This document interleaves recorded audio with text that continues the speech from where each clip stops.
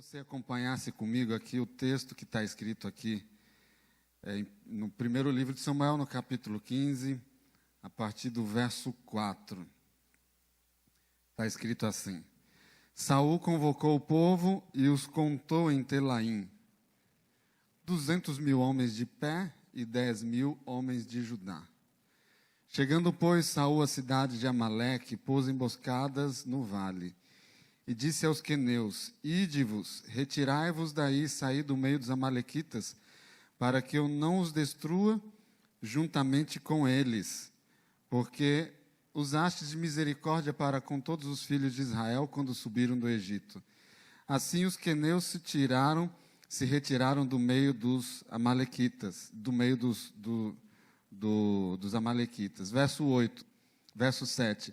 Então feriu Saul os amalequitas desde Avilá até chegar a Sul, que está defronte do Egito. Tomou vivo a Agag, rei dos amalequitas, porém a todo o povo destruiu a fio da espada. Verso 9. E Saul e o povo pouparam Agag e o melhor das ovelhas e dos bois e os animais gordos e os cordeiros e o melhor que havia, e não os quiseram destruir totalmente, porém toda coisa vil e sem valor e desprezível eles destruíram. E verso 12 diz assim, perdão, não é o verso 12 ali, verso 10.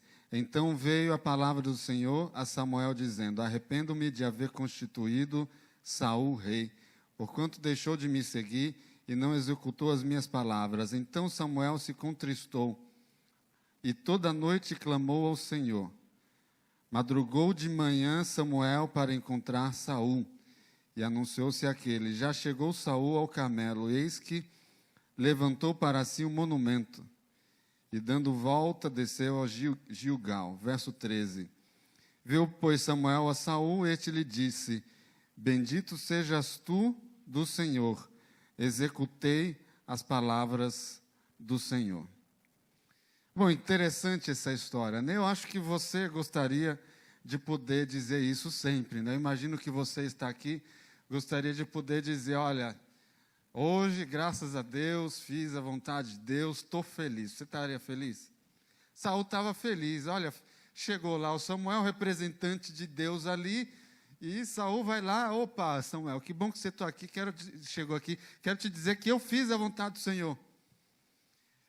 E é importante a gente entender algumas coisas que às vezes podem nos passar despercebidas, e algumas perguntas que talvez possam nos anuviar um pouco a compreensão e perceber o que está nas entrelinhas aqui. Então, quero te dizer aqui a respeito dos amalequitas. Quem são os amalequitas? Se você voltar na história, vai perceber que os amalequitas foram um povo, quando os hebreus estavam lá a caminho de travessia do deserto rumo a Canaã. Esse povo deu um trabalho lá para os hebreus gratuitamente, e Deus falou: olha, vai chegar o momento de vocês, e vocês vão ser destruídos. Eu não quero aqui discutir hoje, porque não é objetivo hoje, uma vez já falei um pouco mais sobre isso, mas apenas lembrar o seguinte: Deus é juiz, e às vezes Deus, como juiz, emite certas sentenças. Foi assim, por exemplo, no dilúvio. E a gente espera também um dia de uma sentença onde nós vamos ser restaurados.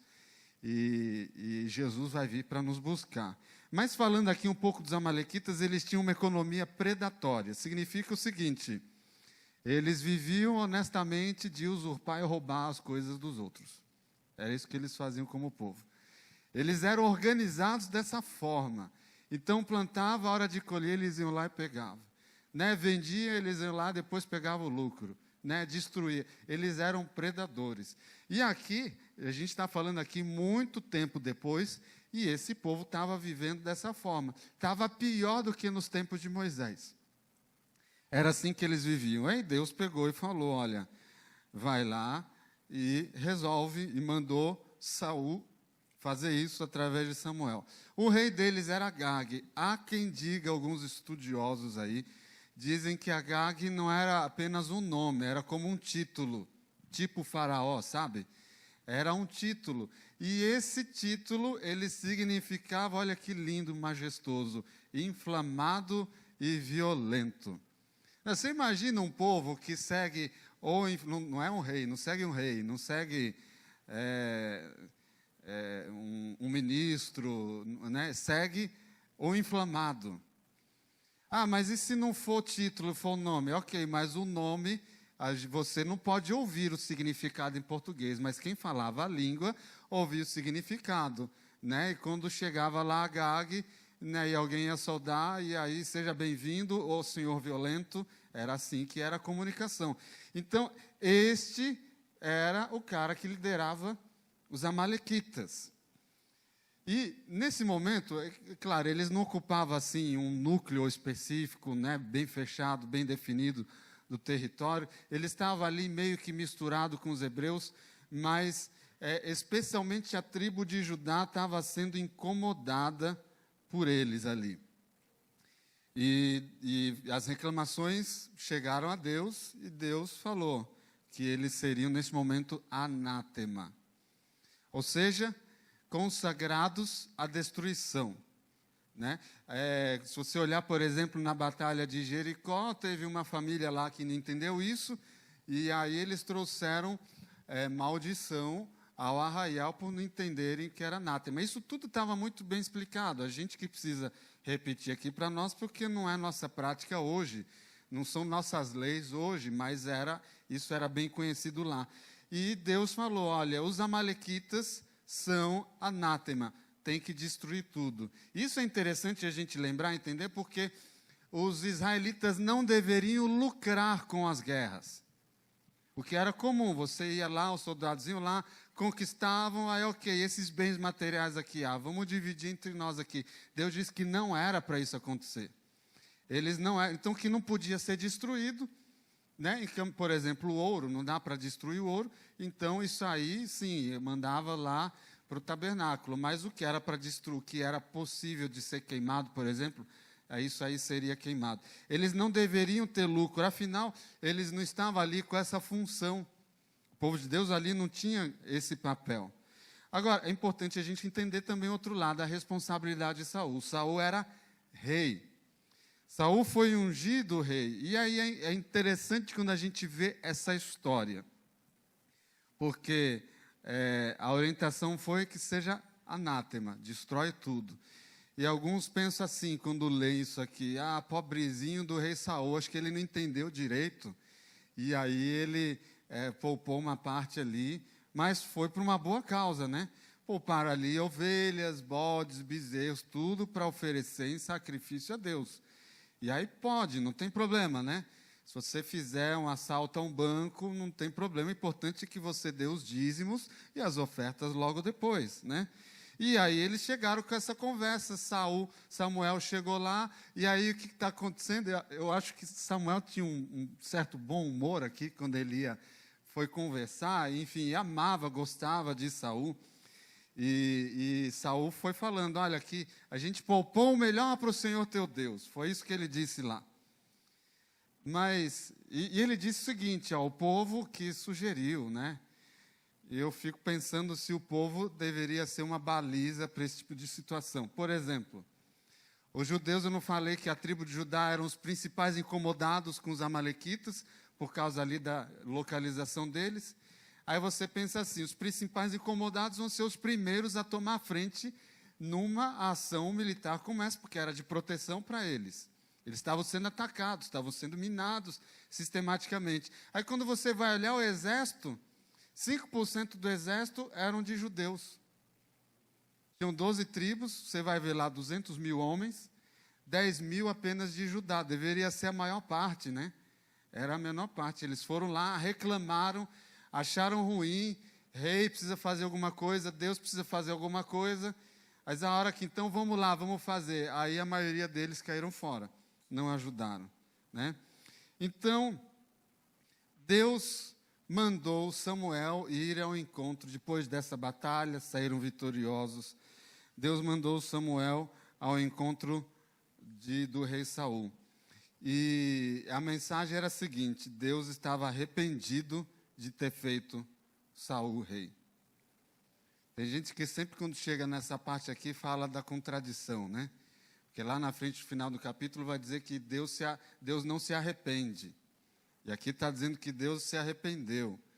E como é que é isso? O que acontece aqui é que a gente tem a mesma palavrinha, mas numa possibilidade de conjugação verbal que não existe na nossa gramática. Mas o Deus que se arrepende é um Deus que, diante das nossas escolhas, ele precisa se posicionar. Deus se entristece às vezes com escolhas que nós fazemos, e aí isso é expressado com as palavras humanas. Olha, Deus se arrependeu, Deus ficou triste, agora Deus precisa se posicionar e fazer alguma coisa com relação àquela situação. Como, por exemplo, né, lá na situação do dilúvio. Diz lá que Deus se arrependeu. Deus não se arrependeu de ter feito o homem, mas Deus ficou triste de que o homem, após ter sido criado, pecou e chegou até aquela situação onde o mundo teve que passar pelo dilúvio. Mas aí você imagina a cena. Tem um seriado aí bíblico antigo que mostra Samuel quando chega lá e encontra o rei Saul. Aí o Samuel fala assim: Saul, essa noite eu chorei por ti. Samuel gostava do rei Saul. Era quase que como um filho, alguém com quem ele, gastou tempo, investiu, e ensinou muitas coisas ali para ele, dava orientações. Ele, Samuel, ungiu Saul rei. Ele foi instrumento de Deus a fazer isso. E Deus falou para ele: olha, me arrependo de Saul. Saul não tem mais a minha aprovação. E Samuel ficou triste. Mas quando chega lá de manhã, outro dia, tão vitoriosos, Samuel chega lá, encontra o rei Saul, e aquelas palavras, né? Olha, fiz a vontade de Deus. Aí Samuel fala assim: tá, mas eu estou ouvindo um barulho aqui de ovelhas e bodes. O que é isso? Né? A gente não percebe, mas Samuel está fazendo aqui uma gracinha, porque é óbvio que aquilo ali estava ali sendo percebido. E Saul, então, ele fala: mas o povo, eles quiseram isso para o Senhor teu Deus. O povo quis poupar o melhor para Deus, né? Às vezes as palavras servem para esconder o que as pessoas estão pensando, não é assim? Fala uma coisa para esconder uma outra. E a verdade é que o povo fez isso, eles não estavam poupando o melhor para Deus. Eles estavam, assim, aliviando das ofertas que eles deveriam fazer. O povo deveria agradecer a Deus, mas em vez de dar aqui a minha oferta para Deus, eu vou roubar do outro para oferecer para Deus. Deus tinha dito que era anátema. Mas vamos ler esse texto aqui, acompanhe comigo aqui, vamos voltar ao texto. Verso 17, Samuel continuou: não é verdade que mesmo sendo pequeno aos seus próprios olhos você foi colocado por cabeça das tribos de Israel? O Senhor o ungiu como rei sobre Israel. O Senhor o enviou a este caminho e disse: vai e destrua totalmente esses pecadores, os amalequitas, e lute contra eles até exterminá-los. Por que então você não deu ouvidos à voz do Senhor, mas se lançou sobre o despojo e fez o que era mal aos olhos do Senhor? Então Saul disse a Samuel: pelo contrário, eu dei ouvidos à voz do Senhor. Eu segui o caminho pelo qual o Senhor me enviou. E eu trouxe Agag, o rei de Amaleque, e destruí totalmente os amalequitas. Mas o povo pegou despojos, ovelhas e bois, o melhor que estava destinado à destruição, para oferecer ao Senhor teu Deus em Gilgal. É engraçado, né? Eu destruí tudo, menos aquilo que não foi destruído. Esse é o rei de Israel falando, né? Veja como que às vezes a gente entra num caminho e a gente fica tão obstinado em certos caminhos que a gente não consegue perceber aquilo que a gente mesmo está dizendo. Né? Já pensou sobre isso? E ele aqui culpando o rei. Veja, quando manda destruir totalmente os amalequitas, é totalmente mais dentro de um ambiente ali na tribo de Judá. Porque existiam partes dos amalequitas que moravam em outras regiões, mas aqueles ali Deus tinha mandado destruir. Inclusive, alguém pregou sobre isso aí recentemente aí na igreja, Amã diz que ele é descendente do rei Agag aqui, 16 gerações depois. A gente não tem certeza, né, não fizeram teste de DNA, mas Saul estava aqui querendo se justificar. Eu te pergunto, quem é que é a referência, o parâmetro para a gente tomar as nossas decisões? São o que as pessoas dizem na internet? São o que os grandes líderes informam? Aí a gente tem que seguir as orientações dessas pessoas? É aquilo que dá muito like na internet, aí, que sabe que aquilo que está bombando, mitando lá, isso aí é referência para mim? Da mesma forma que para nós, para Saul, a palavra de Deus era a única regra de fé e prática. O que Deus mandou, Deus sabe o que Ele está falando. Deus entende, Deus tem a ciência, o conhecimento de Deus é muito mais amplo do que toda a ciência humana. Infinitamente maior. E quando Deus fala, nós temos que seguir. É claro que nós não somos como robozinhos. Nós somos criados livres. Saul foi ungido como Deus, mas era um ser livre e poderia escolher diferente, mas não que aquilo fosse melhor para ele. O problema é que Saul, ele acabou abraçando uma realidade, aquilo que agradava as pessoas. Isso não tinha começado aqui, ele estava diante de uma oportunidade aqui. Mas esse problema começou a nascer e crescer dentro do seu coração algum tempo antes. Quer ver um exemplo? Quando o Saul estava com um exército de 600 míseros homens, contra dezenas de milhares, né, de opositores. Aí foi lá Jonatas, sozinho, com seu escudeiro, e enfrentou todo o exército inimigo lá, e estava prevalecendo. Aí Saul fez um juramento apressado, né, assim, para mostrar uma boa aparência, mostrar que ele era um cara temente a Deus, alguém que respeitava a Deus, e juro pelo nome do Senhor, ninguém vai comer se até o final do dia a gente tiver derrotado totalmente os amalequitas. Fez lá um juramento, e o resultado disso foi que quase ele tira a vida do seu próprio filho, que não estava lá, não estava sabendo as coisas, e o exército quase que poderia, os hebreus poderiam ter infligido ali uma derrota consistente, mas sem comida o dia inteiro batalhando, não deram conta, mas Saul estava lá querendo arrancar a cabeça de Jonatas para mostrar que ele era uma pessoa realmente assim de Deus, e que, sabe, uma pessoa de palavra. O que acontece é que Saul começou a se preocupar com a opinião dos outros. Saul começou a dar muita importância para o que os outros pensavam. E ele começou a colocar numa balança, o que a partir daí já é um erro, a vontade de Deus, e do outro lado o que os outros estão dizendo. O que Deus pensa e o que os outros estão pensando. Isso foi um erro. A síndrome do rei Saul. De achar que a gente pode escolher sobre ouvir a Deus ou não, e ainda assim ser bem-sucedido nos caminhos de Deus. E aí ele começa a colocar a culpa no povo, né? E Samuel falou, escuta, mas quem que é o rei aqui? Não é você que é o rei? Por que você está falando do povo? Por que você está dizendo que a ideia foi deles, que a culpa é deles? Não é você que manda aqui? Eu não ungi você lá atrás? Então, o que está acontecendo? O fato é que Saul estava querendo terceirizar a culpa.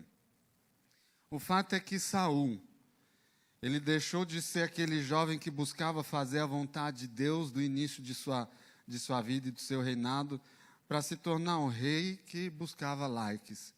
Um rei que se importava mais com o que os outros falavam do que com Deus. E, às vezes a gente pensa que isso só acontece com Saul. E hoje não existe mais, né? Jesus veio, esse problema não existe mais, estamos imunes a isso, não é verdade? Afinal, por exemplo, a gente conhece o sábado. A gente sabe na Bíblia que Deus, antes de haver pecado, depois de haver pecado, Deus confirmou um sábado como um dia separado e um dia que tem a bênção dele para adoração. Deus fez isso. O sábado é um dia diferente dos outros. Deus estabeleceu isso. Mas alguém aí com bom coração, você já deve ter ouvido isso por aí ou não? Alguém com bom coração falou assim, mas o importante é eu separar um dia por semana para Deus. pode ser sábado, mas se não der, numa segunda-feira, num domingo, um outro dia, né? Você faz isso, você não está seguindo a vontade de Deus, está seguindo a sua vontade. Deus falou, vai por aqui. Aí você vai para o outro lado. Eu estou vindo para o outro lado, mas estou fazendo a vontade de Deus. Você não está fazendo a vontade de Deus. Quer um outro exemplo? Pensa comigo, a questão da adoração. Deus estabeleceu sua igreja.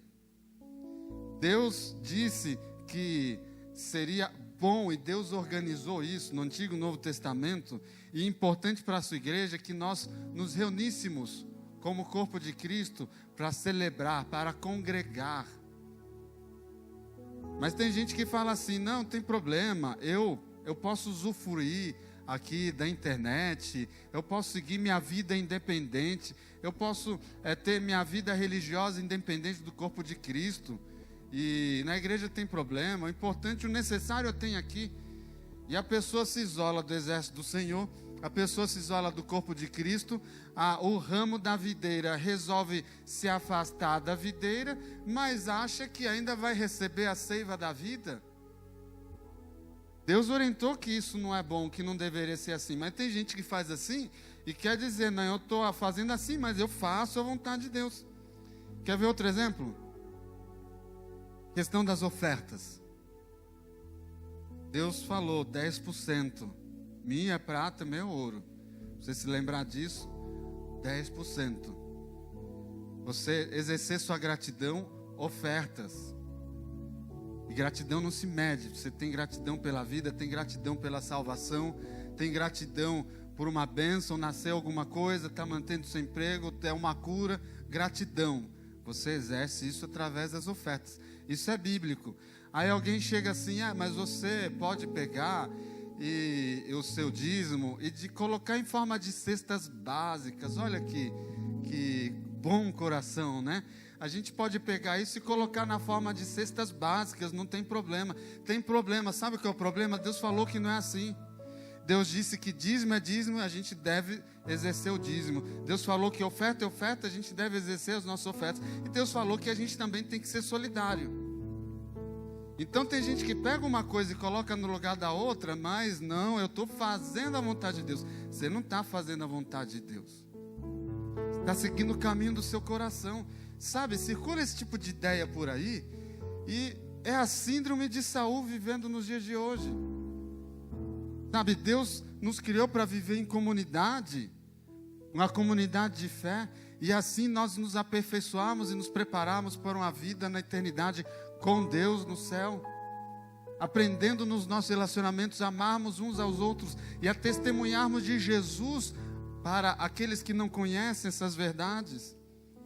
Sabe, Deus criou a família e Deus falou, não é bom que o homem esteja só, e é por isso que deixa o homem ao seu pai e sua mãe, se une à sua mulher, e os dois, homem e mulher, se tornam uma só carne. E a Bíblia diz que Deus criou homem e mulher, e no hebraico diz literalmente macho e fêmea. Se você quiser seguir diferente, você segue, mas não diga que Deus fez assim.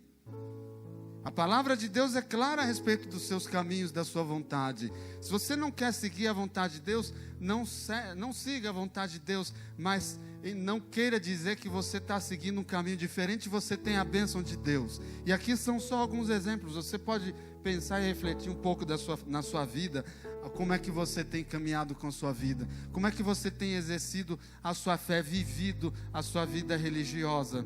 A gente celebra cada encontro no sábado a nossa religião com Deus. Mas essa religião precisa ser vivida 24 horas por dia, 7 dias por semana. Como você tem vivido isso? Não adianta você seguir os seus caminhos e dizer, Deus está comigo, eu estou fazendo a vontade de Deus. Você está vítima da síndrome orgulhosa do rei Saul. Ellen White diz que isso é presunção. Eu li recentemente no livro Caminho a Cristo, tenho lido no pôr do sol na minha casa, e acho que no final do mês passado,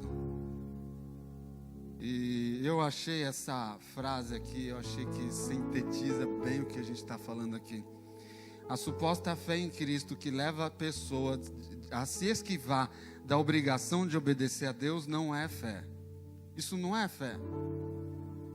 Você pode ter cara de crente, você pode ter forma de crente, você pode ter cheiro de crente, você pode ter sotaque de crente, mas se você se esquiva de fazer a vontade de Deus, você não é crente. Você não é um cristão, você é um presunçoso. Isso é presunção. E é esse o diálogo que Samuel está tendo com Saul.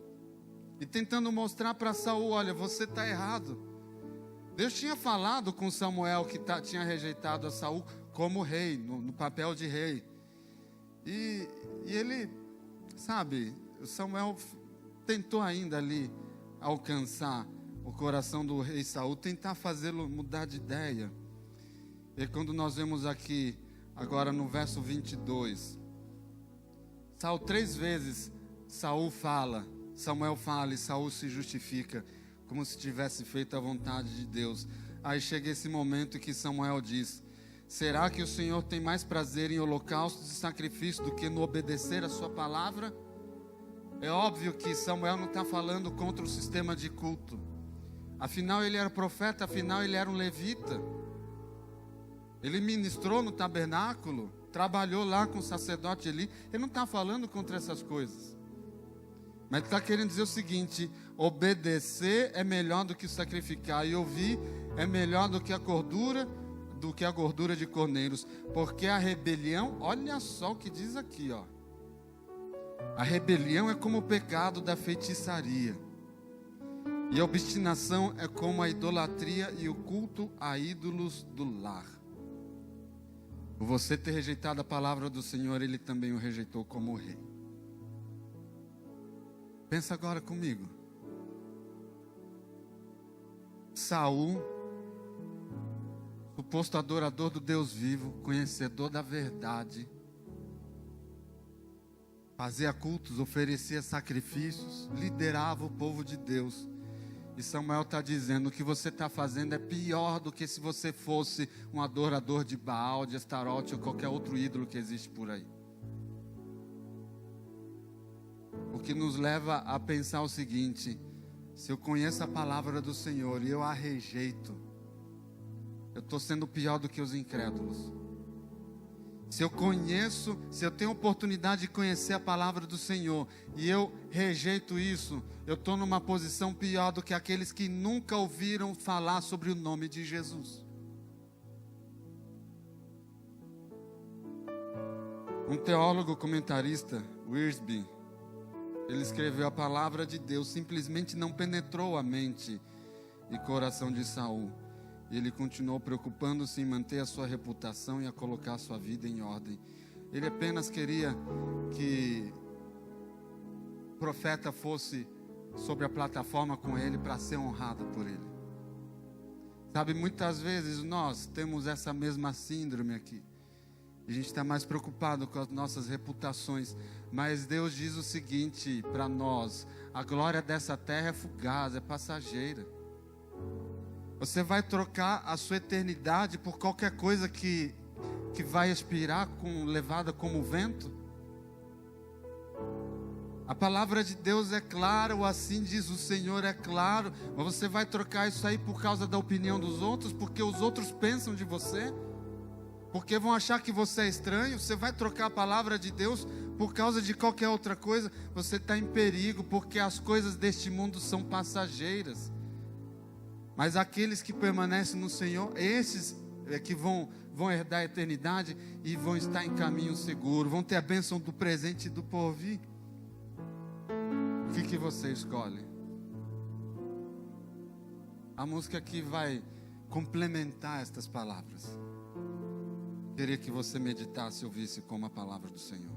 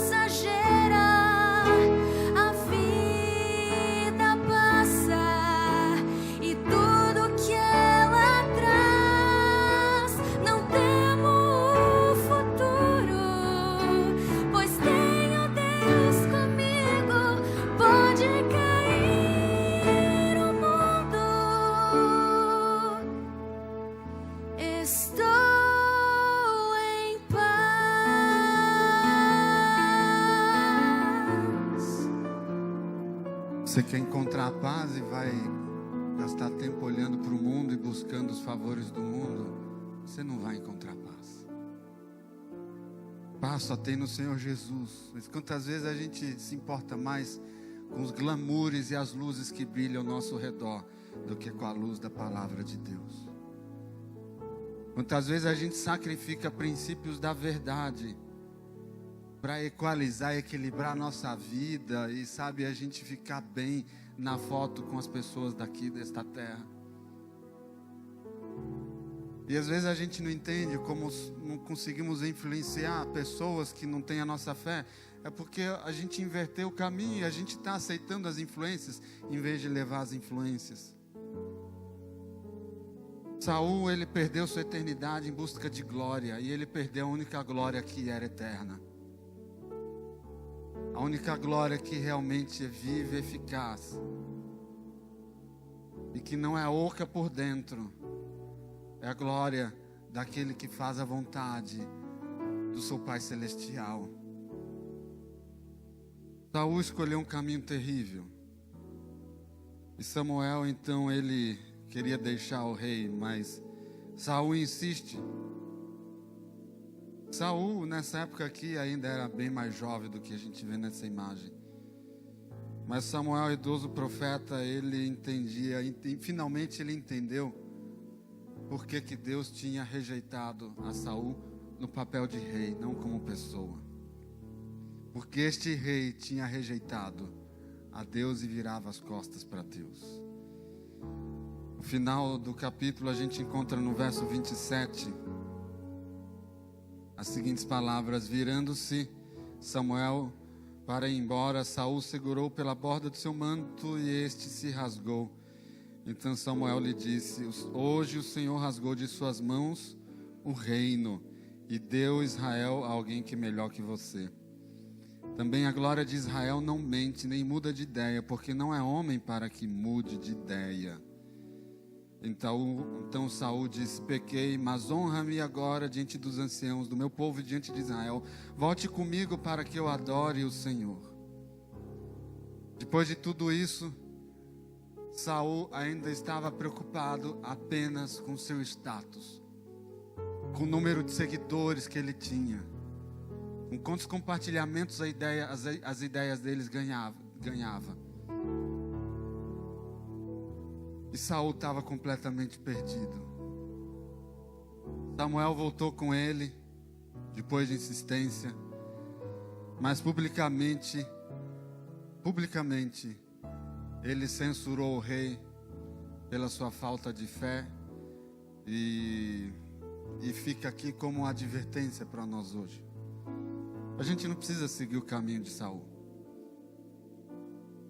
A gente não precisa entrar na trilha de Saul. E se estivermos nela, a gente pode sair.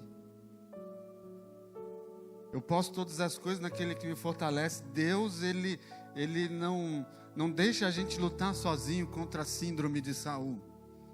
Ele se dispõe a nos ajudar, mas a gente precisa ser honesto com Deus. A gente precisa ser verdadeiro com Deus. Sabe, quando Deus fala, Deus não se equivoca, Deus não se engana. Quando Deus dá uma orientação, Deus sabe que está falando. E quando Samuel falou isso aqui, ele estava refletindo as palavras registradas por Moisés. Deus não é homem para que minta, nem filho do homem para que mude de ideia. Mas nós hoje, assim como Saul e todos os seres humanos e todos os seres do universo, nós temos dois caminhos diante de nós. Um caminho é fazer a vontade de Deus, o caminho é fazer a vontade de qualquer outra pessoa. E não adianta você querer mesclar uma coisa com a outra e achar que é a mesma coisa. Mas se você entender isso, se você entende isso, você pode pegar e falar: Senhor, eu não posso te deixar. Senhor, não há segurança para mim longe de Ti. Então, Senhor, eu não posso te deixar. Ser comigo, Pai. Você não quer fazer essa oração? Esse pedaço dessa canção agora pode ser as palavras iniciais de sua oração. Ouça.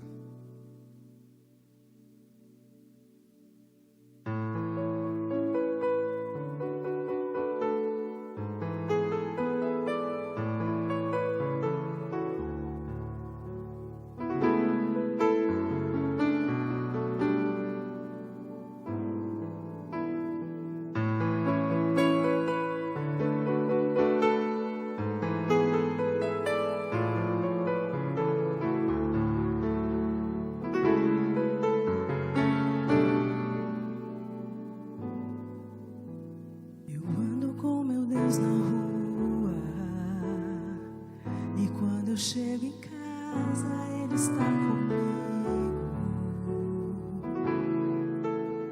Eu falo com meu Deus na hora de dormir, e logo quando acordo digo: eis-me aqui, sou de Jesus.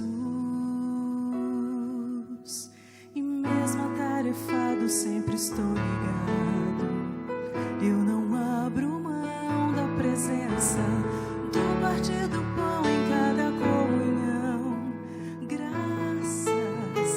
Graças por tudo, eu sou de Jesus. Eu não posso te deixar, pois de uma coisa eu sei muito bem: a tua sombra que me guarda, tua misericórdia me sustém.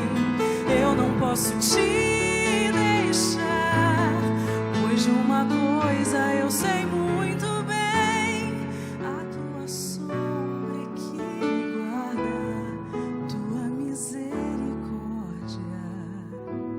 que me sustém.